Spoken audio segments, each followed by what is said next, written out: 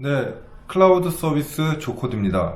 자, 오늘은 디지털 관점에서 컴팩트 도시의 필요성에 대해서 한번 이야기를 해 보도록 하겠습니다.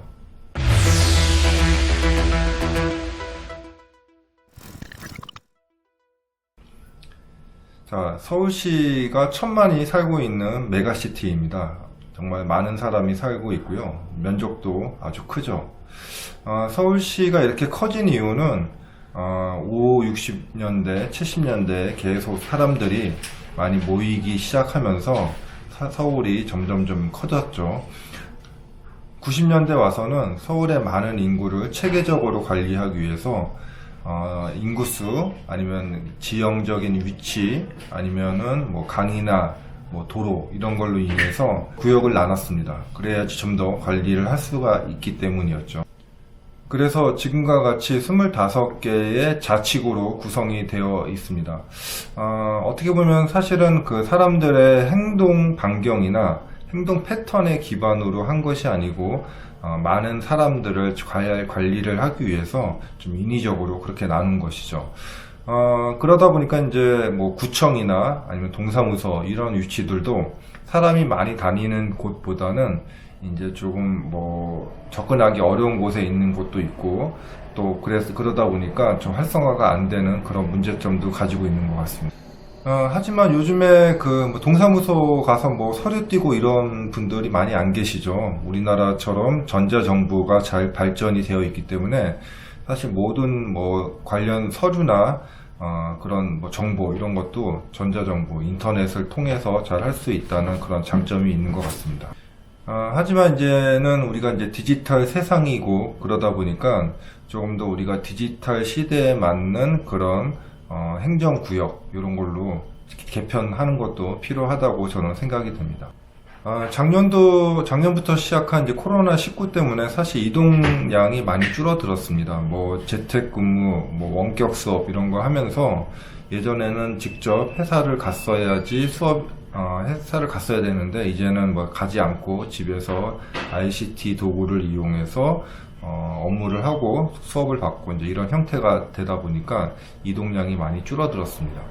이제는 뭐 우리가 어느 정도 적응이 돼서 뭐 어디에서 회의합시다 그러면 오히려 그냥 우리 뭐 줌이나 구글 미트로 회의하면 안 되니까 이런 식으로 역제한하는 정도로 사람들이 많이 익숙해진 것 같아요. 많은 분들이 이제 재택근무 시작하실 때 재택근무하면 일이 되겠어 이렇게 말씀을 하셨는데 해보니까 일이 됐죠. 일이 되고 오히려 우리가 불필요한 시간 낭비를 줄여서 일이 더 잘 되는 것을 경험을 했습니다. 그러다 보니 아마 이제 코로나19가 종식이 되더라도 우리가 과거와 같은 세계로는 다시 돌아가기 어렵지 않을까 이런 생각이 요즘에는 들고 있습니다. 1시간씩 걸리던 출퇴근 시간, 또 뭐 그 밖에 아침에 일찍 일어나서 준비도 해야 되고, 또 아이들 있는 가정에서는 정말 전쟁터와 같은 그런 피곤함 속에서 출근을 하고, 또 회사에 가서도 또 애들 걱정 때문에 근무가 좀 많이 어려웠었는데요. 재택근무를 하면 일단은 뭐 일과 회사가 좀 섞이는 경우는 있지만은 잘 분리를 하면은 일할 때 좀 더 집중할 수 있고 또 생활도 필요할 때 바로바로 대처할 수 있는 그런 장점이 있는 것 같습니다. 물론 우리가 이제 출퇴근 시간을 줄이다 보니까 환경 오염도 줄어들고 우리가 이제 그런 그 거리나 위치적으로 인해서 나타나는 많은 그런 도시적인 문제도 해결되지 않을까 생각이 됩니다. 뭐 대표적으로 뭐 우리나라 뭐 상업지역 이런 데 밀집되어 있는 뭐 집값 이런 것도 좀 분리가 될 수가 있을 것 같고요.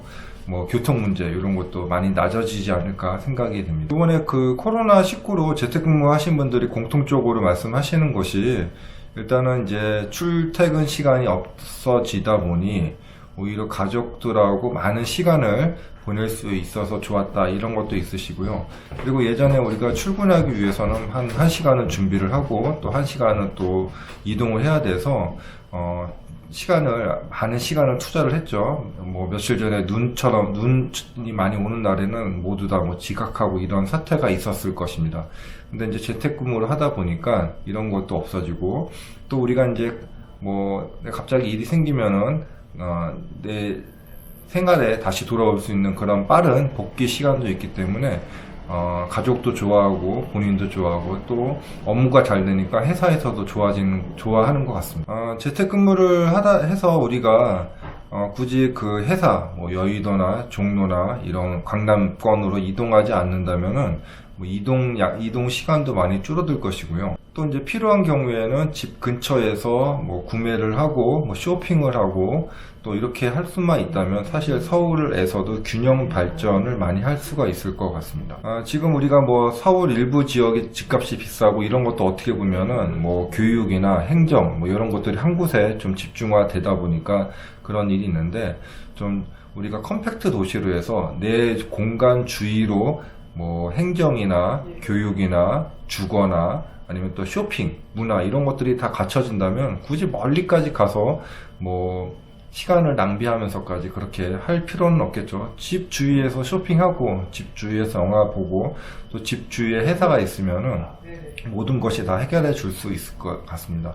아까 앞에서 말씀드린 것 같이 우리가 인위적으로 나눈 행정구역이 아니고 실제로 사람들의 패턴이나 행동 반경에 맞게 잘 구성만 해준다면은 그런 것이 이 디지털 시대에는 더 필요한 그런 그 지역 자치구가 아닐까 생각이 되고, 이제는 디지털 시대이기 때문에 사실은 디지털 시대에 맞는 교육 방법, 디지털 시대에 맞는 회사 업무 방법 이런 것들이 필요한 시기라고 봅니다. 그런 것 중에 하나가 이제 또 이런 행정 분야일 것 같고요.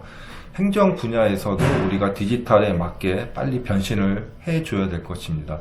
그렇지 않으면 예전처럼 우리가 양복을 입었는데 아직 그 옛날 전통 방식을 버리지 못해서 뭐 갓을 쓰고 뭐 고무신을 신고 이렇게 하는 좀 우스꽝스러운 모습이 되지 않을까 그렇게 생각이.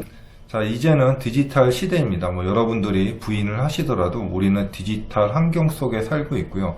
이번 코로나로 보면서 우리나라가 정말 디지털 강국이다 라고 많이 느꼈습니다. 뭐 약간의 인프라적인 측면이 있지만은 그래도 5G 통신망이나 사람들이 가지고 다니는 스마트폰 이런 거 볼 때 다른 나라에서 하지 못했던 다양한 것들을 우리나라에서 먼저 시작하고 또 성공을 하고 있는 것을 보고 있습니다. 이렇듯이 이제는 디지털 시대에 맞는 행정, 디지털 시대에 맞는 서울시가 돼야 되지 않을까 생각이 되고요. 그중 가장 대표적인 거는 우리가 컴팩트 시티, 컴팩트 도시라고 하는 압축된 도시로 해서 많은 이동하기보다는 내 생활 주변에서 생활하고 교육하고 또 직장까지 다닐 수 있는 이런 공간으로 좀 변신을 해서 생활한다면은 좀 더 우리가 생활의 질은 올라가고 가정도 좋아지고 아이들 환경도 좋아지고 한 것들이 많이 생기지 않을까 생각이 듭니다. 당연히 환경 오염도 많이 줄어들 것 같습니다. 자, 오늘은 디지털 관점에서 바라본 컴팩트 시티, 컴팩트 도시에 대해서 한번 왜 필요한지 어떻게 이해를 해야 되는지에 대해서 한번 이야기를 해봤습니다.